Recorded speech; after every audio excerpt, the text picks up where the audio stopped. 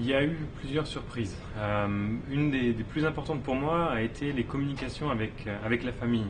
En entrant dans les modules, je pensais que voilà, je pourrais peut-être communiquer une ou deux fois par semaine avec eux, que ce serait difficile et sans doute un des points les plus difficiles.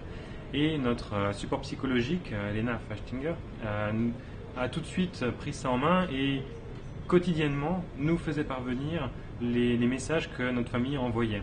Donc ça a été une très bonne surprise pour moi puisque ça facilitait beaucoup les communications, les échanges et qui se sont avérés très importants par la suite du voyage.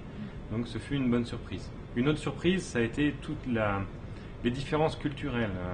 De se rendre compte que la vie d'un Chinois, la vie d'un Russe était vraiment différente de celle que l'on peut avoir ici en France ou en Europe. Et ces différences culturelles peuvent amener quelques inconvénients, quelques tensions, mais je pense que au final c'est un avantage parce que pendant 520 jours, elles offrent un puits presque inépuisable de sujets pour comprendre un peu mieux les autres membres de l'équipage.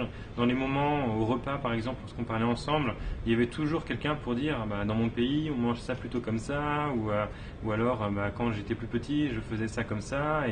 Et en fait, de fil en aiguille, chacun va présenter un petit peu sa culture, son pays, et sur le long terme, c'est vraiment important. Ça donne corps à une équipe en fait. Est-ce que vous vous sentez prêt pour faire un vrai aller-retour vers Mars? Un vrai voyage vers Mars, oui. Oui, je signe sans problème. Notre mission s'est bien passée et au final a été un succès, même s'il y a eu des moments difficiles.